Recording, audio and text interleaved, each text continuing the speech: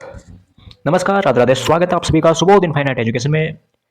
आज हम बात करने वाले हैं paediatric child health nursing first BS nursing fifth semester की बात करने वाले हैं। अब ये वीडियो कौन कौन देख सकता है? ये वीडियो आप फिफ्थ सेमेस्टर वालों के लिए भी है एंड सिक्स्थ सेमेस्टर वाले हैं उनके लिए भी है, क्योंकि आप सबको पता है कि पीडिया है और साइकेट्रिक है।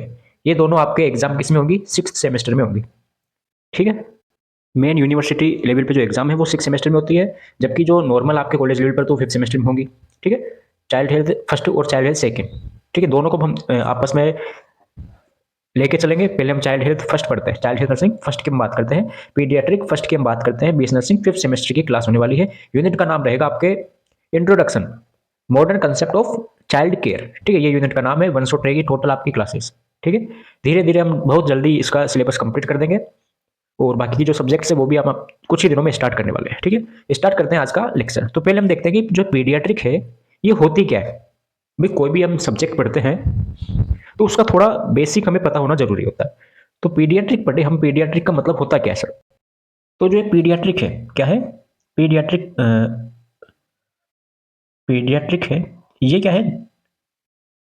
कौन सा वर्ड है ये वर्ड है सर ग्रीक वर्ड। ठीक है, पीडियाट्रिक ग्रीक वर्ड है। ठीक है सर, दो वर्ड से मिलकर बना है। कौन कौन से? एक तो हो गया पीडिया एंड सेकंड वर्ड इज इट्रिक, इट्रिका या इट्रिके। ठीक है, तो जो पीडिया है इसका मतलब होता है चिल्ड्रन या चाइल्ड, और इट्रिका है इसका मतलब होता है ट्रीटमेंट। ठीक है, तो ऐसी ब्रांच, मेडिकल साइंस की ऐसी ब्रांच जिसमें हम क्या करते हैं, जिसमें हम चाइल्ड की केयर के बारे में, चाइल्ड के ट्रीटमेंट के बारे में बात करते हैं, वो आती है पीडियाट्रिक में आती है। ठीक है, तो स्टार्ट करते हैं आज की क्लास। पीडियाट्रिक पढ़ लिया आपने, होता क्या है? Paediatrics come from Greek word pedia which means child and itrike which means treatment. Okay sir, pediatric is a branch of medicine that deals with the health growth development and disease of infant children adolescents usually from birth to 18 year. किस कौन कौन सी age group की बात कर ली हमने? एक तो infant हो गया। ठीक है, इन्फेंट किसे बोलते हैं वो हम आगे बात करेंगे। एक साल तक के को इन्फेंट बोलते हैं। इन्फेंट किसे बोलते हैं? ठीक है, टोडलर किसे बोलते हैं? प्री स्कूल किसे बोलते हैं? स्कूल किसे बोलते हैं? तो हम आगे बात करेंगे। अभी हम जो आपके सिलेबस में है बस वो देखते हैं, जैसे वो आपके सिलेबस में आएगा उसके बारे में बात कर लेंगे। तो हमें क्या है, पीडियाट्रिक में जब बर्थ हुआ, बर्थ से लेकर के 18 साल तक का जब बच्चा हो जाता है, जो बच्चा होता है बर्थ से लेकर के 18 ईयर तक के जो भी बच्चे होते हैं, अब वो इन्फेंट हो, चिल्ड्रन हो, अडल्सेंट है, प्री स्कूल में हो, स्कूल में हो, टोडलर हो, किसी भी एज ग्रुप में हो, उनका ट्रीटमेंट जहां पे होता है वो होती है पीडियाट्रिक, या उसे हम चाइल्ड हेल्थ नर्सिंग बोलते हैं। ठीक है, नेक्स्ट आपके पास, आपने अगर सिलेबस देखा हो तो आपके सिलेबस के अकॉर्डिंग चल रहे हैं। सिलेबस में हेडिंग आती है historical historical development of child health या historical development of child health. तो चाइल्ड हेल्थ में कैसे कैसे डेवलपमेंट हुए चाइल्ड हेल्थ से रिलेटेड, इसमें हम क्या पढ़ेंगे? हिस्टोरिकल डेवलपमेंट में हम क्या पढ़ेंगे कि कैसे कैसे स्टार्टिंग से लेकर अब तक, प्राचीन समय से लेकर के, एंशिएंट से लेकर के अब तक, प्रेजेंट तक कैसे बदलाव आए, कैसे डेवलपमेंट हुए चाइल्ड से चाइल्ड हेल्थ के लिए, तो उन सब के बारे में बात करेंगे। तो फर्स्ट इसमें आती है एंशिएंट पीरियड, जिसे हम प्राचीन भी बोलते हैं। प्राचीन, इसमें क्या था? Child care based on customs. इसके अकॉर्डिंग चाइल्ड केयर क्या है? कस्टम और बिलीफ पर बेस्ड है। मतलब कि इसमें क्या करते हैं कि जो अंधविश्वास पर जोर दिया। मतलब इस जो एंशिएंट पीरियड है, इसमें क्या था कि जब था ये पीरियड, उस टाइम पर ऐसा माना जाता था कि कोई बीमारी हुई है तो वो बुरे कर्मों की वजह से हुई है। ठीक है, उसमें हमारा कोई रोल नहीं है, सब अंधविश्वास था, ऐसा अंधविश्वास था। तो चाइल्ड केयर है based on customs and belief पर बेस्ड होती है, कस्टम एंड बिलीफ पर बेस्ड होती है। दूसरा आता है हमारे पास मेडिवल पीरियड। तो मेडिवल पीरियड के अकॉर्डिंग क्या है कि जो चाइल्ड है, बच्चे हैं जिनकी हम केयर की बात कर रहे हैं, अभी हम केवल चाइल्ड के बारे में बात करें पूरी पीडियाट्रिक में। ठीक है, 0 से लेकर 18 साल तक के जो बच्चे हैं केवल उन्हीं के बारे में बात करेंगे। तो इनमें क्या है कि इसके अकॉर्डिंग क्या है कि जो चाइल्ड है उनको ट्रीटेड एज स्मॉल अडल्ट्स। ऐसा माना गया कि जो चाइल्ड है वो छोटे अडल्ट है। ठीक है, स्मॉल अडल्ट है, और उनके अकॉर्डिंग ही हम इसका ट्रीटमेंट करें। ज़्यादा इन पर भी ट्रीटमेंट पर ध्यान नहीं दिया गया।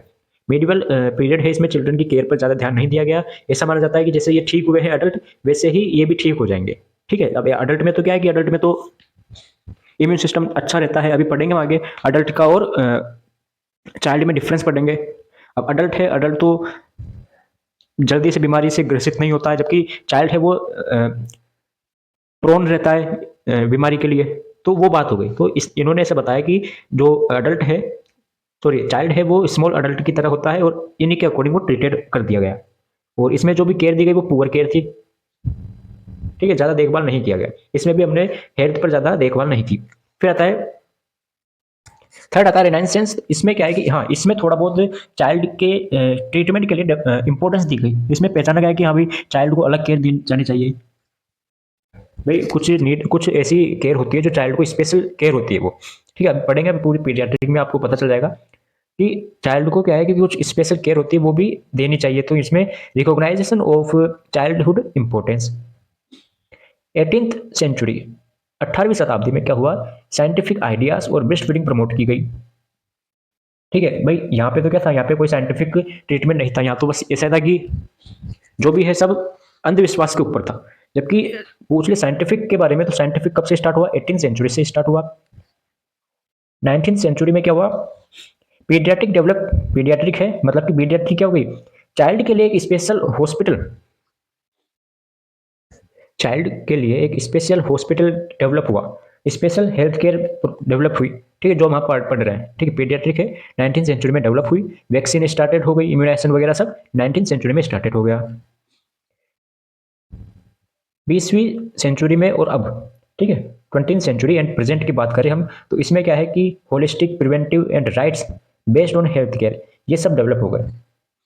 ये होलिस्टिक का मतलब कि क्या हुआ, वही फिजिकल, मेंटल, सोशल, कि जो भी केयर दे वो फिजिकल, मेंटल, सोशल होनी चाहिए। ठीक है, यही नहीं कि भाई कोई बीमार है तो वही हॉस्पिटल में आएगा, प्रिवेंशन के लिए भी आएगा। प्रिवेंशन के लिए जैसे इम्यूनाइजेशन हो गया, ठीक है, हमने पढ़ा था कम्युनिटी में प्रिवेंटिव केयर, तो वो भी इसमें आएगा। Right based on child health care, child के क्या क्या राइट होते हैं वो देखेंगे भी, 10 राइट होते हैं चाइल्ड के भी, वो हम पढ़ेंगे आगे। तो वो सभी किसमें बताया, 20वीं शताब्दी में या फिर अभी प्रेजेंट में चल रहा है। ठीक है, आगे हम बढ़ते हैं आगे की तरफ। फिर आता है आपके पास modern concept of child care. Next heading आती है modern concept of child care. Unit का नाम भी यही है भाई, यूनिट का नाम भी यही है आपके पास, देख लो, modern concept of child care. वही आपके टॉपिक भी है, सिलेबस में देखा हो आपने, सिलेबस नहीं देखा होगा पता है हमें। अब मॉडर्न कंसेप्ट क्या हो गया, जो भी हमने पढ़ा, ये पढ़ा है हमने, ये मॉडर्न कंसेप्ट ही तो है। तो इन्हीं के बारे में बात करेंगे, modern concept of child care. The modern concept of child care holistic is a holistic, family centered and right based approach that focus not only the treatment of illness but also on promotion of health, prevention of disease and overall development of the child। ठीक है, कि modern concept क्या कहता है, modern concept है health, child health का, उसके according क्या है कि वो holistic, family centred and right based approach होती है, जो कि बीमारी के ट्रीटमेंट पर ही फोकस नहीं करता, इसी के साथ साथ वो हेल्थ प्रमोशन पर, डिजीज को प्रिवेंशन करने के लिए एंड ओवरऑल चाइल्ड के डेवलपमेंट, ग्रोथ डेवलपमेंट पर फोकस करता है। ठीक है, child care is a prime importance as the mortality and morbidity rates are highest in this group and most of the disease are preventable. ठीक है, ऐसा बताया कि चाइल्ड केयर है वो प्राइम इंपॉर्टेंस रखती है, कैसे कि इस एज ग्रुप में मोर्टिलिटी और मोर्बिडिटी है वो हाईएस्ट होती है, मोर्बिडिटी और मोर्टिलिटी रेट है वो हाईएस्ट होती है, और जो बीमारियां होती है उनको वो प्रिवेंटेबल भी होती है। भाई आगे बीमारियां ना हो, आगे डिजीज ना हो, उनके लिए हम प्रिवेंटेबल भी इसी ग्रुप में करते हैं। जैसे वैक्सीन वगैरह लगाते हैं, आपको पता हो, बीसीजी वैक्सीन हो गई, हेपेटाइटिस की हो गई, पूरा इम्यूनाइजेशन शेड्यूल है वो पढ़ रखा है हमने, पहले पढ़ रखा है और पढ़ेंगे। तो वो सभी क्या हो गई, इसी ग्रुप में, इसी चाइल्ड के, इसी एज ग्रुप में इंपॉर्टेंस रहती है। The The nurse must observe. The nurse must observe the state of child health, illness state is strength and weakness and the effectiveness of the coping mechanism। कि जो nurse है उनको क्या है कि ऑब्जर्व करना चाहिए किसके ऊपर, चाइल्ड की इलनेस की स्टेट पर, चाइल्ड हेल्थ इलनेस की स्टेट पर, उसकी स्ट्रेंथ पर, वीकनेस पर, कमजोरी है, जो ताकत है उसकी, उन पर फोकस करना चाहिए। साथ ही साथ जो भी उनकी कोपिंग मैकेनिज्म है, किसी भी डिजीज या किसी भी बीमारी का सामना करने की जो मैकेनिज्म है वो इफेक्टिव है या नहीं है, उन पर फोकस करना चाहिए। The nurse must have patience and emotional balance while dealing with children and their parents, especially in the critical ill cases। ये जब पेशेंट क्या हो, क्रिटिकल इल में हो, क्रिटिकल इल क्या होता है पता है आप सबको, फंडामेंटल मेडिसिन पढ़ रखी है, मतलब कि क्रिटिकल इल मतलब कि इंपॉर्टेंस, मतलब कि जो कि आईसीयू वगैरह में होते हैं, क्रिटिकल केयर दी जाती है उस टाइम पर, ठीक है। तो उस टाइम पर क्रिटिकल इल केसेस है, स्पेशली क्रिटिकल केसेस है, जब चिल्ड्रन को और पेरेंट्स है उनमें बैलेंस रखना चाहिए, इमोशनल बैलेंस रखना चाहिए और पेशेंस रखना चाहिए। जब ऐसे पेशेंट को डील करे, क्रिटिकल पेशेंट को डील करे, तब बैलेंस रखना चाहिए। ओके, नेक्स्ट हेडिंग आती है आपके पास national policies related to child, ठीक है। इसके बाद में हम देखेंगे लेजिस्लेशन रिलेटेड टू चाइल्ड, फिर देखेंगे हम प्रोग्राम्स, हेल्थ प्रोग्राम्स देखेंगे, ठीक है। उसके बाद में हम एजेंसी वगैरह देखेंगे। तो ये कुछ थ्योरेटिकल पोर्शन है आपके, इसमें ज़्यादा समझने का नहीं है, केवल थ्योरेटिकल है फर्स्ट चैप्टर में आपको। नेशनल पॉलिसीज की बात करते हैं सबसे पहले हम।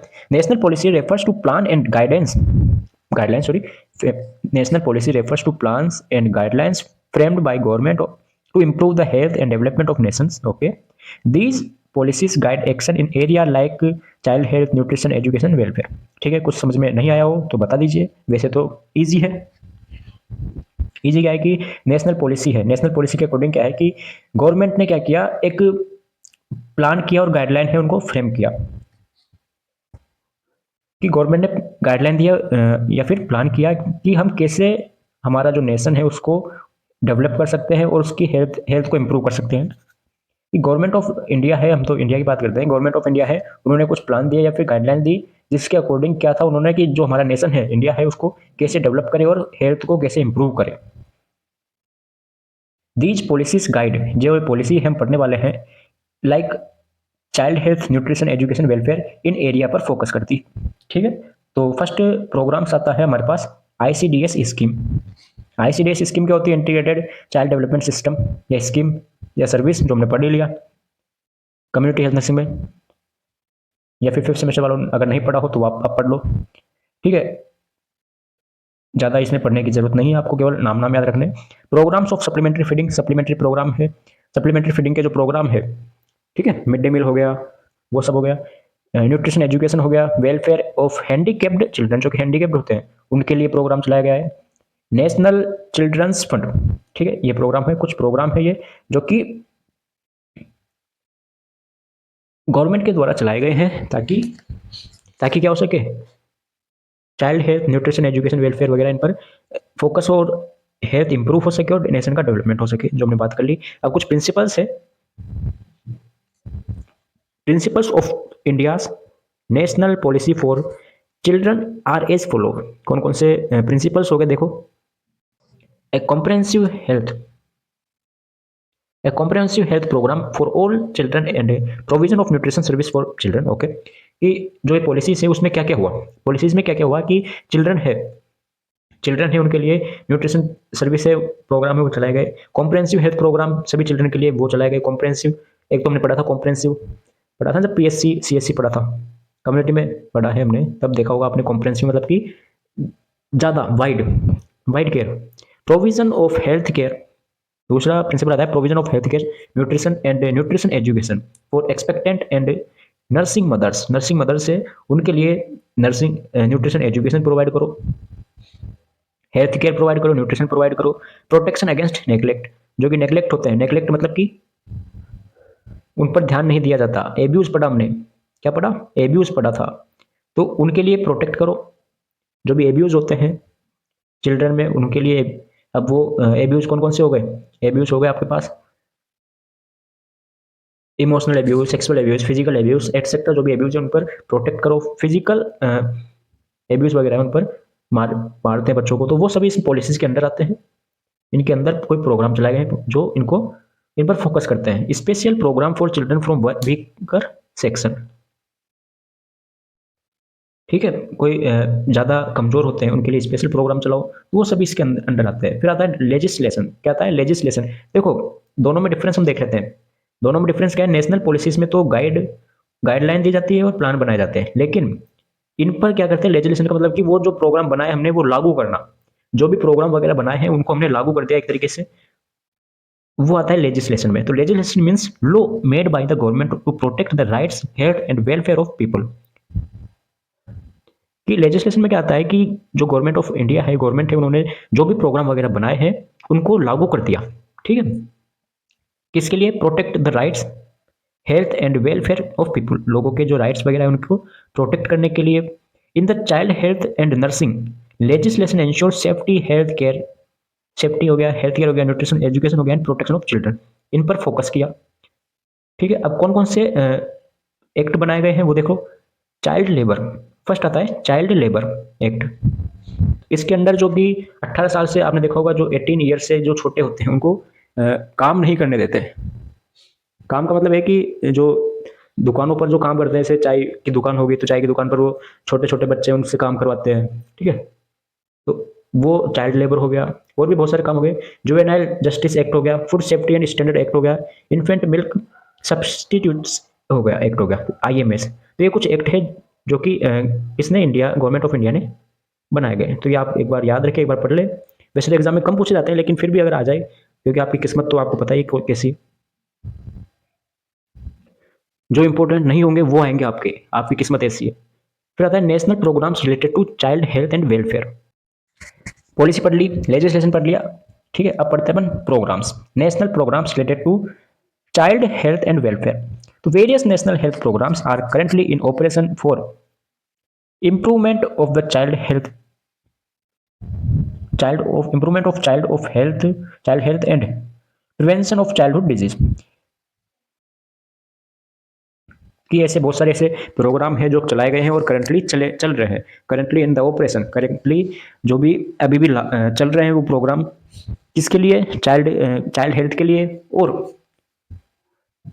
डिजीज से प्रिवेंट करने के लिए, प्रिवेंशन ऑफ चाइल्डहुड डिजीज, उनको प्रिवेंट करने के लिए बहुत सारे ऐसे प्रोग्राम है वो चलाए गए हैं और अभी भी चल रहे हैं करंटली। कौन कौन से प्रोग्राम आ गए अभी देखा हमने, आईसीडीएस आ गया, इंटीग्रेटेड चाइल्ड डेवलपमेंट सर्विसेज। दूसरा था IMNCI, ये आपके यूनिट भी है, integrated management of neonatal and children illness. Pulse polio immunization program, पता है पल्स पोलियो, 2 बूंद जिंदगी की। सर्व सर्व शिक्षा अभियान हो गया, RCS आ गया, RCS reproductive child health. Mid day meal program हो गया, national program for education of girl at the elementary level, लड़कियों को एजुकेशन प्रोवाइड करना। Integrated program for street children, जो स्ट्रीट गलियों के जो बच्चे होते हैं उनके लिए प्रोग्राम चलाया गया। Integrated program for juvenile justice, अभी देख लिया हमने। UIP, universal immunization program. Child helpline 1098। ठीक है, बोलते ना भाई, कोई बच्चे बाल हेल्पलाइन,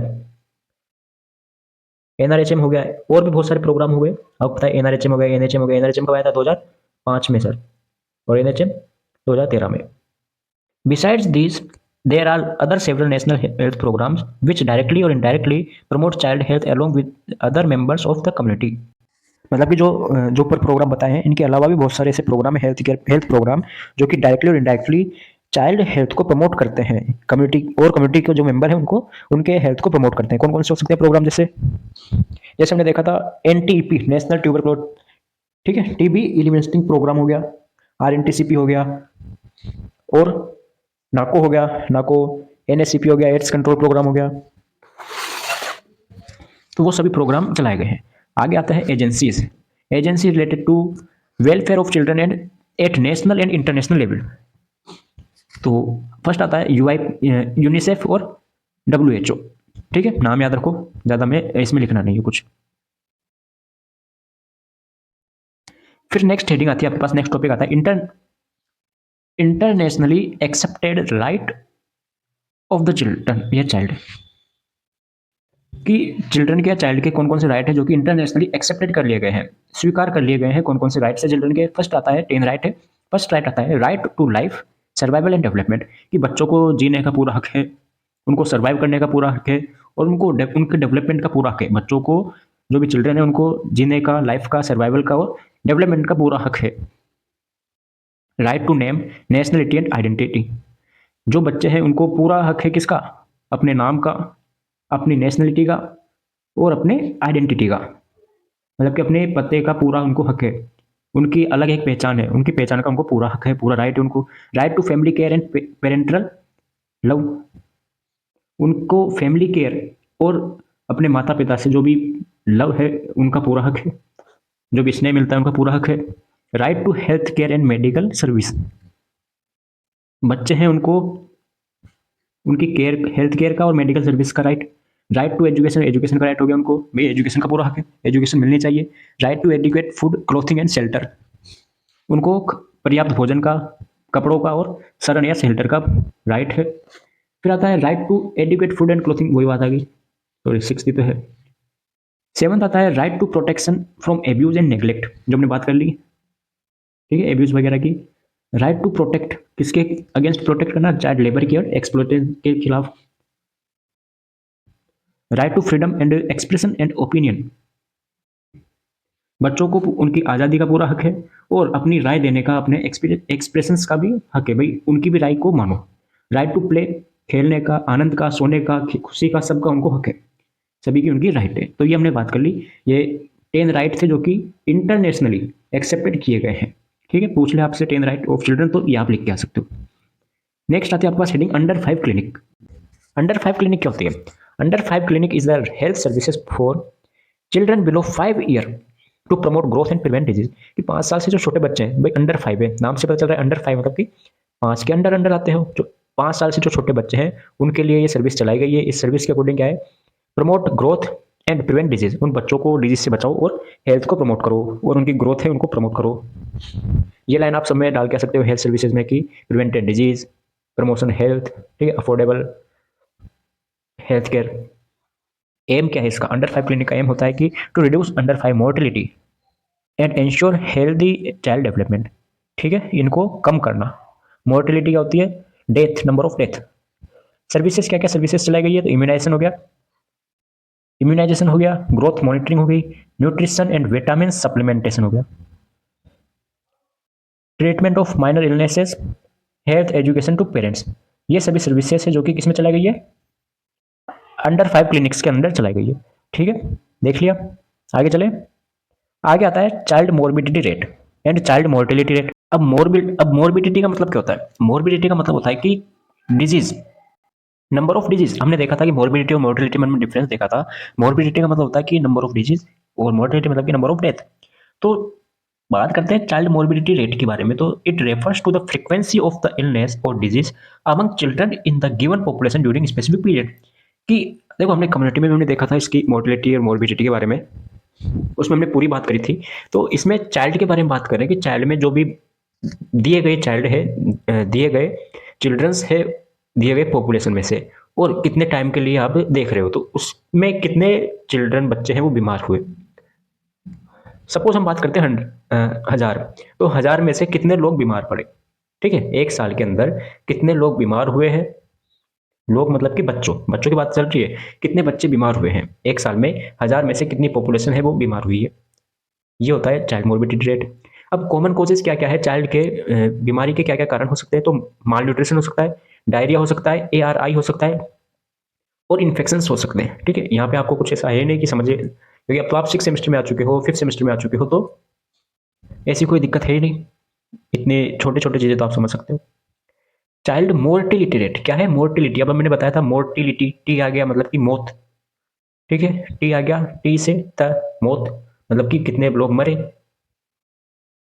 ठीक है। तो in this the number of death among children's in a specific age group, एक स्पेसिफिक एज ग्रुप में, जैसे कि अंडर 5, भाई 5 साल से छोटे बच्चे हैं, 1000 लाइव बर्थ इन ईयर, मतलब कि वही बात कर ली, एक साल के अंदर 1000 जिंदा जन्म, 1000 लाइव बर्थ में से कितने लोग क्या है, कितने बच्चे हैं, कितने चिल्ड्रन है वो डेथ हुए, ठीक है, उनकी कितने की डेथ हुई है एक साल के अंदर।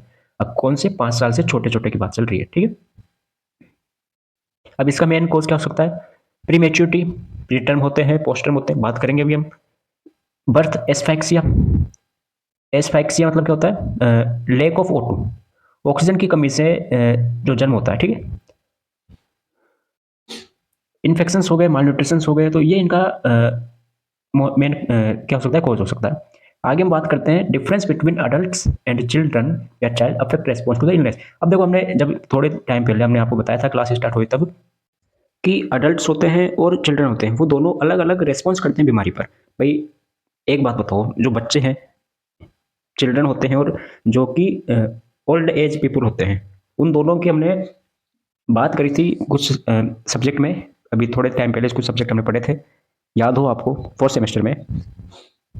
तो उसमें हमने देखा था कि जो एल्डरली और चिल्ड्रन होते हैं वो ज़्यादा ससेप्टेबल होते हैं डिजीज से कंपेयर अडल्ट में। क्यों? क्योंकि अडल्ट्स में क्या है, इम्यूनिटी अच्छी होती है, डेवलपमेंट अच्छा होता है, ठीक है, तो अब हम बात करते हैं वो वाली चीज़ कि childrens respond differently to illness than adults. जो बच्चे होते हैं, चिल्ड्रंस होते हैं, वो अलग रेस्पॉन्स देते हैं अडल्ट्स की तुलना में। ड्यू टू किसके कारण? Immature body system. कि बच्चे में क्या होता है, चिल्ड्रन में बॉडी सिस्टम है वो इमेच्योर होता है, limited communication and higher vulnerability to the stress and dehydration. इनके कारण है जो बच्चे हैं, चिल्ड्रन है, वो डिफरेंटली रेस्पॉन्स देते हैं कंपेयर एडल्ट्स के। अब कौन कौन से डिफरेंस हो सकते हैं हम सेपरेटली पढ़ते हैं एडल्ट्स के और चिल्ड्रन के। तो ये देखो आप, ये यहाँ पर हमने पॉइंट लिख दिए, यहाँ पे चाइल्ड आ गया और यहाँ पे अडल्ट्स आ गया। तो दोनों में क्या क्या डिफरेंस रहता है हम देख लेते हैं सेपरेटली। पहला तो हम देखते हैं फिजिकल डेवलपमेंट। क्या देखते हैं? Physical development. तो चाइल्ड है, चाइल्ड में बॉडी सिस्टम इमेच्योर होता है, अभी हमने बात करी है कि चाइल्ड है, सॉरी, चाइल्ड में क्या है, बॉडी सिस्टम इमेच्योर रहता है। तो वही चीज़ यहाँ पे आ चुकी है कि फिजिकल डेवलपमेंट में क्या है, body system immature and illness spread fast. बीमारी ज़्यादा जल्दी से फैलती है, क्यों? क्योंकि बॉडी सिस्टम इमेच्योर है। जबकि हम चिल्ड इसमें अडल्ट्स में देखते हैं तो बॉडी सिस्टम क्या होता है, मेच्योर रहता है। बेटर टॉलरेंस, बेटर टॉलरेंस, आसानी से वो टॉलरेंस कर सकता है कोई भी अगर बीमारी होती है तो वो।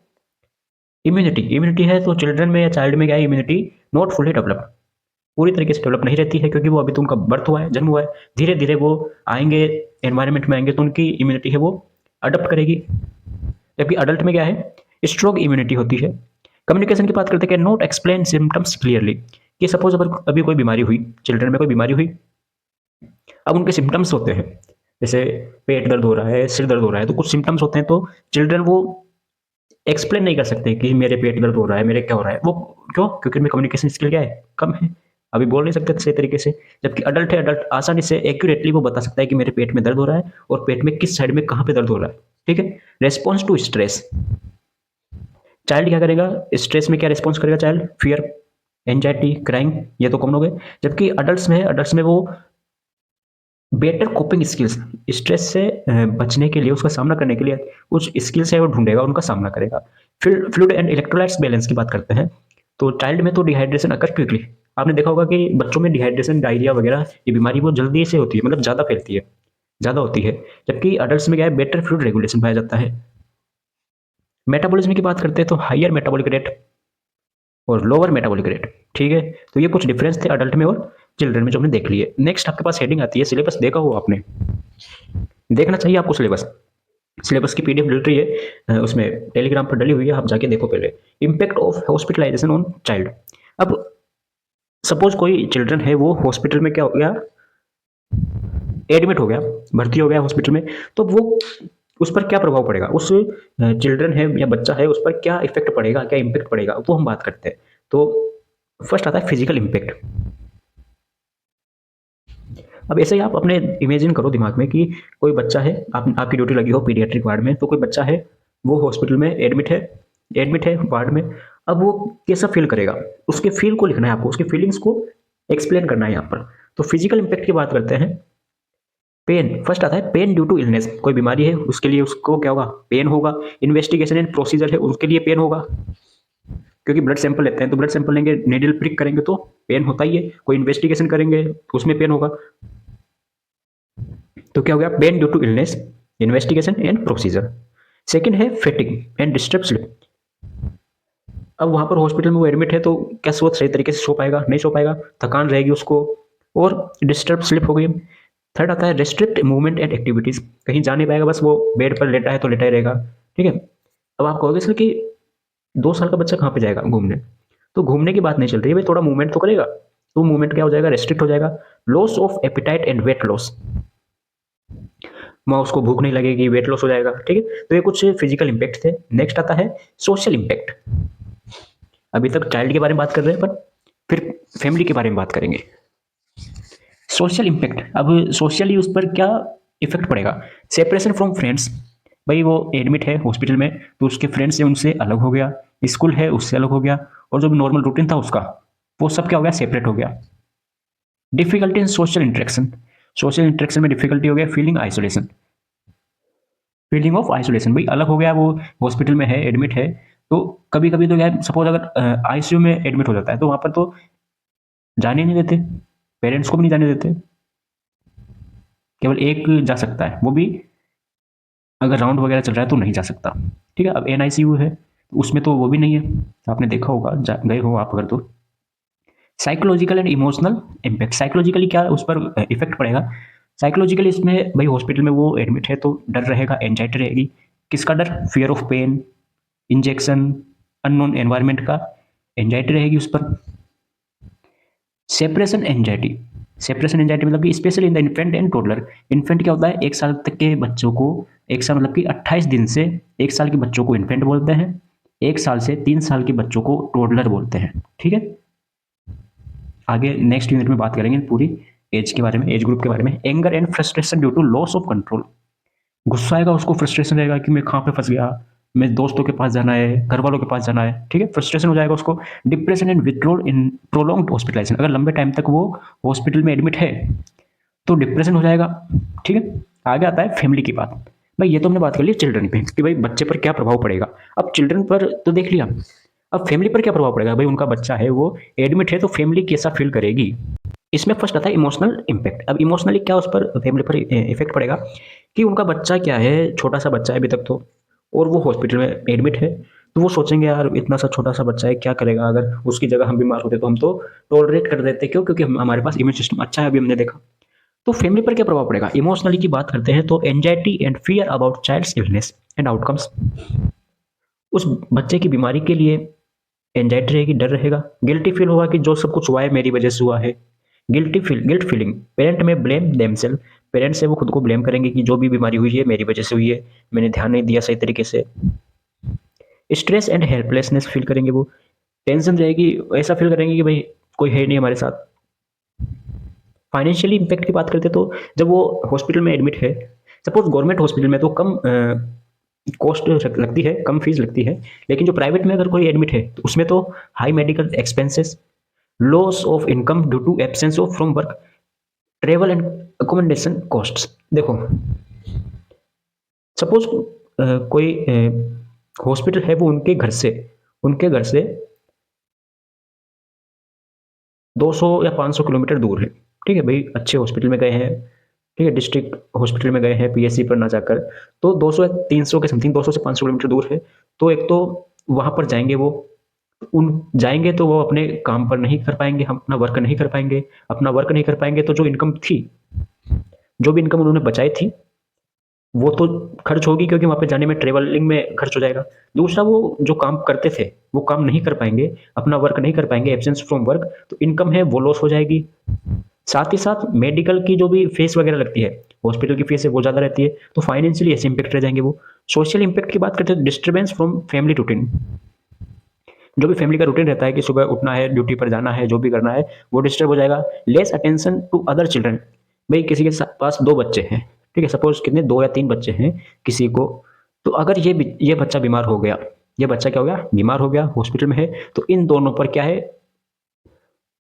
बहुत क्या प्रभाव पड़ेगा इन दोनों पर। इन दोनों पर यह पड़ेगा कि जो भी इनके माता पिता है, जो भी पेरेंट्स है, वो इस पर ज़्यादा ध्यान देंगे। क्यों? क्योंकि बीमार है, हॉस्पिटल जाएंगे बार बार, तो इन पर ज़्यादा केयर नहीं होगी, इनका अटेंशन है वो गिर जाएगा, लो हो जाएगा इनका अटेंशन। ठीक है, और ये बच्चे हैं, जो सिबलिंग है वो फील करेंगे कि इसी पर ज़्यादा ध्यान देते हैं, हमारे पर तो ध्यान ही नहीं देते, हम भी तो बच्चे हैं।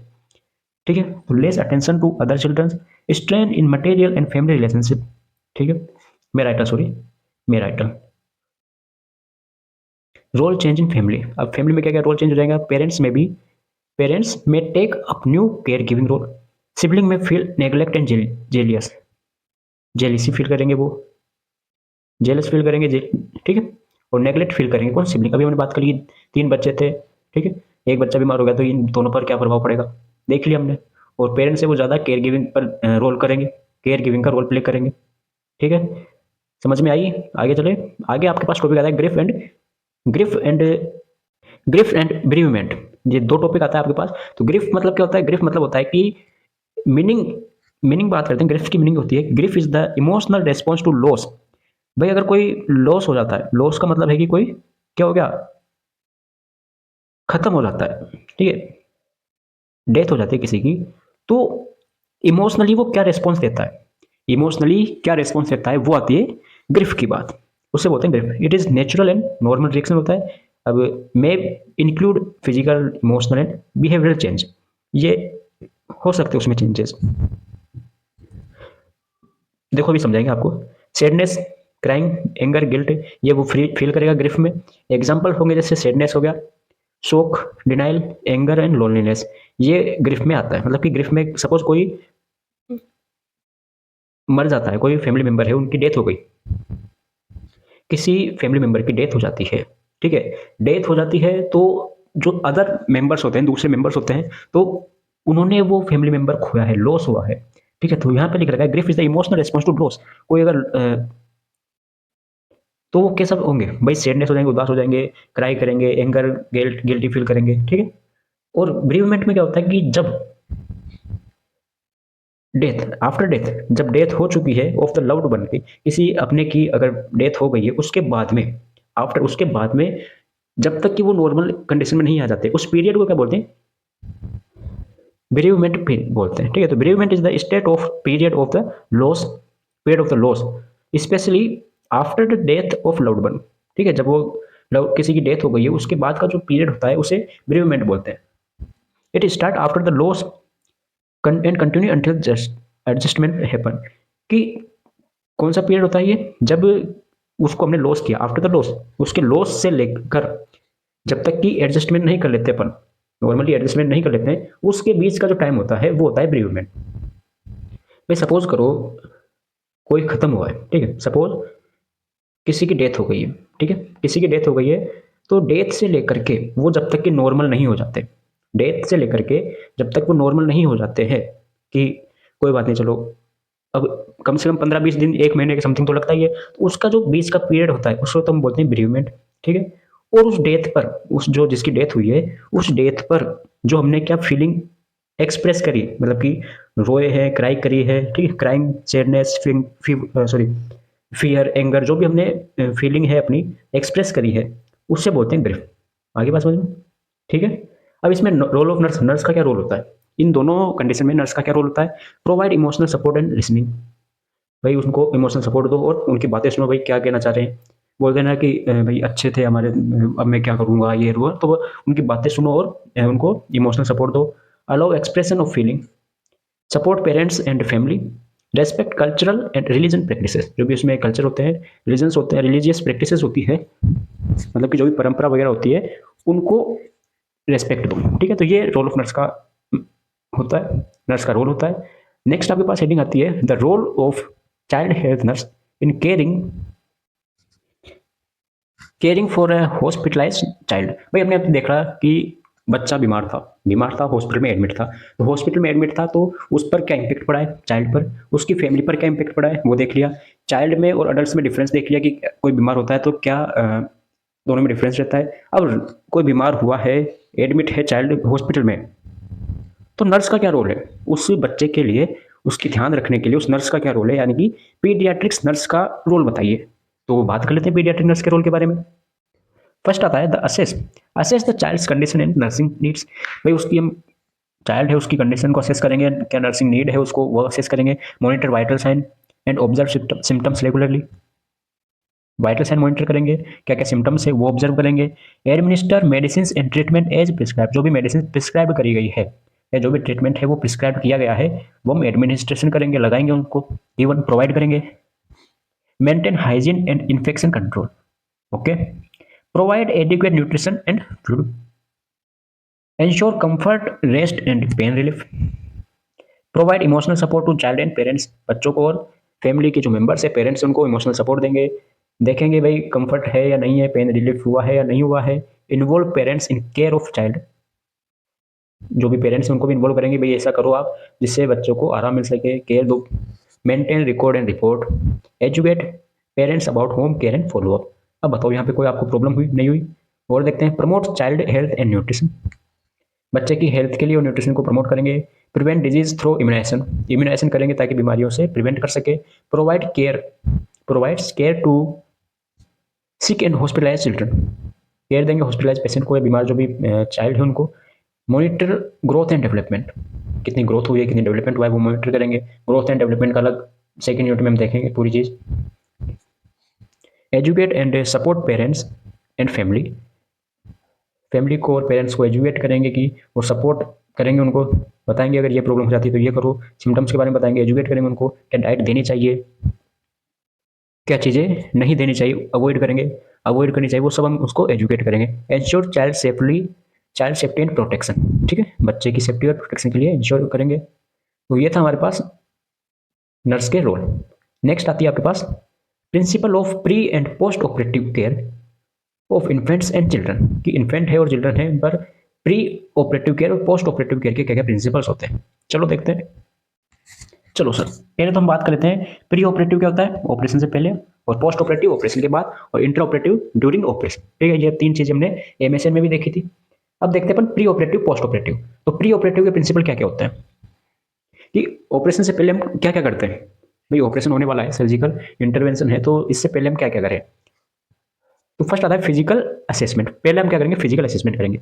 Assess vital sign, physical assessment क्या आता है, vital sign, weight, hydration, nutrition and assess करेंगे, एंड प्रेजेंस ऑफ इन्फेक्शन, भाई इन्फेक्शन है नहीं है वो हम देखेंगे।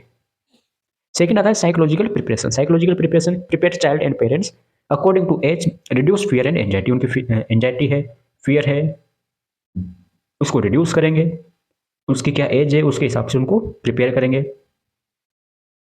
पेरेंटल इन्वॉल्वमेंट, जो भी काम करो उसमें पेरेंट को इन्वॉल्व करो। Allow parents to stay with child to provide emotional security, उनसे इमोशनल, क्योंकि भाई नर्स से ज़्यादा उनके घर वाले ज़्यादा उनको सिक्योरिटी, इमोशनल सिक्योरिटी प्रोवाइड करेंगे, क्योंकि उनको पता है कि चाइल्ड को, जो बच्चा है हमारा, वो कैसे फील करता है, कि उसको क्या दे, क्या लालच दे ताकि वो कर सके, ठीक है। प्री ऑपरेटिव फास्टिंग, एनपीओ बोलते हैं इसको, नो पर नन पर ओरल, कुछ भी उसको खाने को नहीं देना। Ensure proper fasting to prevent aspiration during anaesthesia, ठीक है, खाने को नहीं देना है। प्रिवेंशन ऑफ इन्फेक्शन, इन्फेक्शन से बचने के लिए मेंटेन हाइजीन, हाइजीन मेंटेन करेंगे। Check skin temperature and any sign of illness, ठीक है। मेडिकेशन प्रिपरेशन, भाई जो भी मेडिकेशन है वो हम प्रिपेयर करेंगे। Administration pre operative medication as prescribe, जो भी हमें, भाई जो भी हमें ऑपरेशन के लिए बताई गई है, जो भी ये लगाना है, ये प्रिस्क्राइब करी गई है, उस मेडिसिन को हम एडमिनिस्टर करेंगे। रोल ऑफ नर्स है ये। फिर आता है पोस्ट ऑपरेटिव। अब पोस्ट ऑपरेटिव में केयर में क्या क्या आता है, पोस्ट ऑपरेटिव केयर मतलब कि ऑपरेशन के बाद में क्या क्या केयर दी जानी चाहिए। तो फर्स्ट आता है airway and breathing, maintain clear airway, observe respiratory rate and oxygen saturation, ये हमें मेंटेन करना है, चेक करनी है। Vital sign and monitoring, regularly monitor temperature, pulse, respiration and blood pressure, ठीक है। भाई ऑपरेशन के बाद में भी चेक करना पड़ता है। Pain management, assess and manage pain using age appropriate pain scale. Pain scale को पता ही आपको, पेन स्केल होती है, नंबर होते हैं, उसके अकॉर्डिंग अपन फेशियल एक्सप्रेशन से भी हम क्या करते हैं, पेन का मेजर करते हैं, और अगर पेन हो रहा है तो उसको मैनेज करो।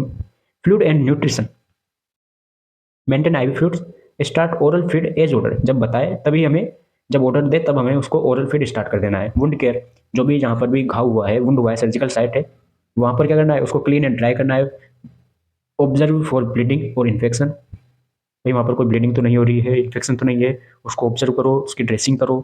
वुंड केयर हो गई। Prevention of complication, watch for shock, infection, vomiting और रेस्पिरेटरी डिस्ट्रेस, आरडीएस बोलते हैं, रेस्पिरेटरी डिस्ट्रेस सिंड्रोम, ठीक है। तो उन सबको हमें क्या करना है, कॉम्प्लिकेशंस है कोई तो उनको प्रिवेंट करना है, चेक करो कोई कॉम्प्लिकेशंस तो नहीं है, अगर है तो उनको प्रिवेंट करो। फिर आता है हमारे पास रेस्ट्रेंट्स। लास्ट टॉपिक आता है रेस्ट्रेंट्स। रेस्ट्रेंट्स क्या होता है, restraints are method use by trained health care provider to stop और लिमिट चाइल्ड्स मूवमेंट। बच्चा है वो ज़्यादा मूवमेंट ना करे, उसको रोकने के लिए जो भी हेल्थ केयर प्रोवाइडर है वो जो मेथड काम में लेता है उसे रेस्ट्रेंट बोलते हैं। पर्पज क्या हो गया, to limit child's movement during procedure that may harm और इंजर टू द बेबी। भाई कोई अगर हम प्रोसीजर कर रहे हैं, सपोज हम नॉर्मली क्या कर रहे हैं, इंजेक्शन लगा रहे हैं, इंजेक्शन है, इंजेक्शन एडमिनिस्टर कर रहे हैं, कैनुलाइजेशन कर रहे हैं, कोई भी काम कर रहे हैं, तो उसको रोकने के लिए, भाई अब लगाएंगे तो वो तो हाथ तो हिलाएगा, भाई हाथ हिलाएगा तो उसको रोकने के लिए हम क्या करें, ड्यूरिंग प्रोसीजर जो भी हम उसको रोकने के लिए काम में लेते हैं, रेस्ट्रेंट्स होते हैं वो। टू लिमिट चाइल्ड मूवमेंट, बच्चे के मूवमेंट को रोकने के लिए, लिमिटेड करने के लिए, during procedure that may be harm of injury to the baby, जो बच्चे के लिए हार्म हो सकता है उसको। भाई अगर वो हम इंजेक्शन लगा रहे हैं, इंजेक्शन पुश कर रहे हैं, और उसने बच्चे ने हाथ हिला दिया तो ज़्यादा इंजर हो जाएगा, दूसरी जगह लग जाएगा, ठीक है। तो उसको रोकने के लिए, उसको बचाने के लिए चाइल्ड्स मूवमेंट लिमिटेड कर दो। To provide constant immunization. Immobilization मतलब कि मोबाइलाइजेशन होता है, इमोबिलाइजेशन होता है हिलने से रोकना, ठीक है, मूवमेंट से रोकना। To ensure child safety and comfort, बच्चों को कंफर्ट और सेफ्टी के लिए ये लगाया जाता है कौन सा, रेस्टोरेंट। तो ये आपके कंप्लीट होता है चाइल्ड हेल्थ नर्सिंग फर्स्ट का यूनिट नंबर फर्स्ट कंप्लीट होता है, बीएस नर्सिंग 5th सेमेस्टर का। कुछ ही दिनों में आपको ऐसा सुनने को मिलेगा कि इसी के साथ पूरी पीडियाट्रिक कंप्लीट होती है, ठीक है। वन शॉट में लेके चलेंगे, जल्दी से जल्दी आपका सिलेबस हो जाएगा।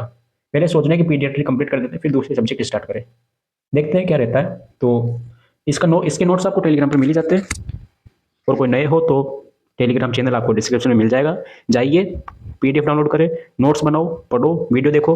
और आपको पता है लास्ट टाइम में हम क्या देते हैं, वन शॉट प्रोवाइड कराते हैं, आजकल तो शॉर्ट नोट्स भी प्रोवाइड कराने लग गए, मॉडल पेपर प्रोवाइड कराने लग गए। बूस्टर डोज रहती है वो आपके लिए, क्योंकि आपके वो टाइम रहता है कि उस टाइम पर आपको केवल रिवीजन करें, तो वो बूस्टर डोज हमारी तरफ से आपको दी जाती है। नोट्स बनाओ, मिलते हैं नेक्स्ट लेक्चर में नई वीडियो के साथ। राधे राधे।